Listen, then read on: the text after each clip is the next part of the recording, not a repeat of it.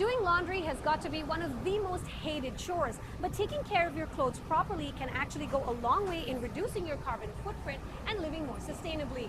The average piece of clothing is actually only worn 4 to 5 times. We actually throw out 90% of our clothes too early, often due to the improper cleaning and care of them. Lindley McConnell from Gibson's Cleaners says that's why it's important to understand the various laundry symbols on your clothing labels. A lot of the time these symbols are overwhelming, confusing. That's not surprising because there are more than 50 of them and counting as new cleaning methods are developed. So let's decode some common ones. Dry cleaning can always be identified as just a circle. Sometimes you have a letter inside the circle, and that just means what kind of solvent or solution to clean the item with. But a dry cleaner will take care of that for you. And then let's move on to actually washing stuff at home, because I think a number of us would prefer to do that if we don't have to spend money at the dry cleaner. Yep, absolutely. So the wash symbol looks kind of like a wash basin. There's certain dots and sometimes inside the circle, and that just reflects the temperature. So starting with cold wash all the way up to hot. Obviously the little hand symbol means hand wash only. Yeah, absolutely. So hand washing is great for things that might be dry clean only, but you don't want to take to the dry cleaner. And when it comes to extending the longevity of your garment, drying the right way is just as important as washing.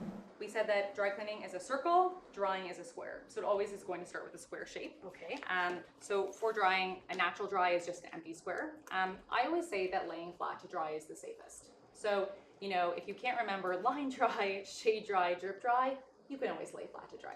Right. If you see the square with a circle inside, it's okay to tumble dry.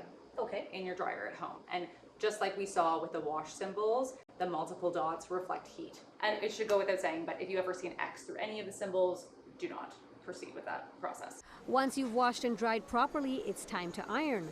The symbol is self-explanatory, and like with all the other symbols, the dots denote heat levels. So let's test what we've learned today. This is a tub with a cross through it, which I'm assuming means don't wash at home or don't hand wash. That's a square with a cross through it, don't tumble dry. An iron with a single dot, so that's low temperature. Yeah. And then we come to this symbol, which means dry clean, with a P, and that tells the dry cleaner what chemical to use. Yeah, amazing job. McConnell adds that learning how to read labels and taking good care of your clothing can also help you buy less in the long run. We want to make sure that we can clean and care for things so that we can wear them again and again. But if you do invest in your pieces, you shop vintage, you shop high quality, and then take care of them properly, I think you can build a wardrobe that's really personalized, but also that's really thinking about the environment. For more information on how to keep your clothes out of landfill for longer, you can go to our website, citynews.ca. For City News, I'm Dilshad Burman.